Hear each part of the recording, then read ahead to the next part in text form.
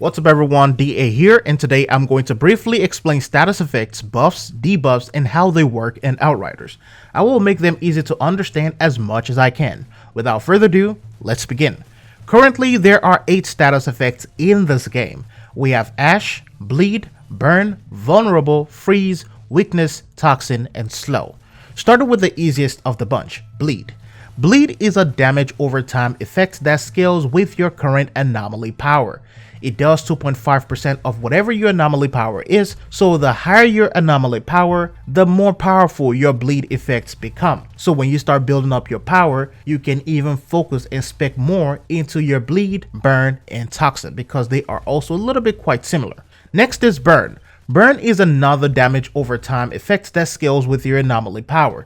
This one is much stronger than bleed because it does 3.7% of your anomaly power over 6 seconds. The next one is Toxin. Toxin does 3.5% of your anomaly power and also lasts for 6 seconds. Now I'm sure you're probably wondering what is the major difference in this ones, because the only difference right here is the amount of percentage of anomaly power that they're able to use to deal damage. Well, there are enemies in the game that are immune to some of these effects, so it's great to have 3 different ones so you can switch back and forth.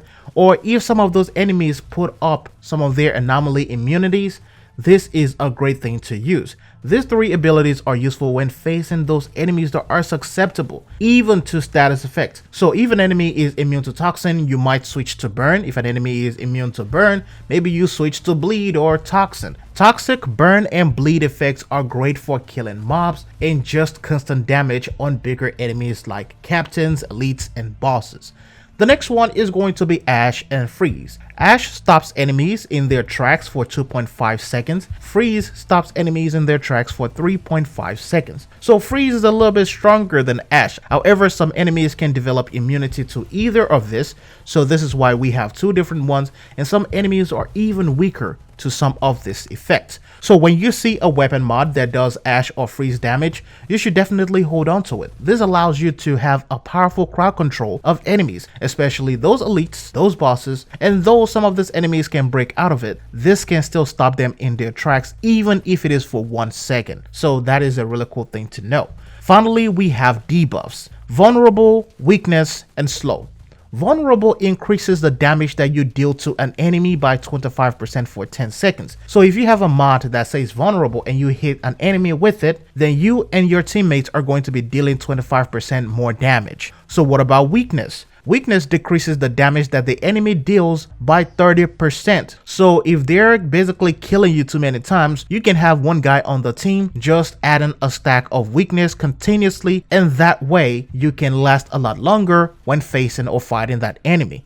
Slow can reduce enemy movement and attack speed by up to 75%, though some enemies might be able to break out of it or nullify it, but still, Slow is one of those things. Just like Freeze and Ash, it is a really good crowd control effect. So these 3 are great boss tackling abilities, especially a Vulnerable and Weakness combo. So what about if you as a player gets affected by any of the status effects?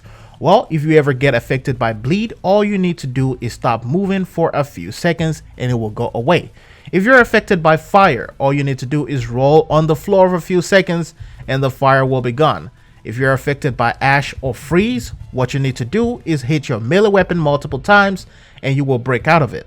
If you're affected by Toxin, all you need to do is receive healing, so you can receive healing from other allies, or you can heal yourself and you will get rid of that Toxin effect. You can also nullify some of these status effects through different mods, abilities, or skill tree perks that can be quite useful, and you will unlock them later on in the game.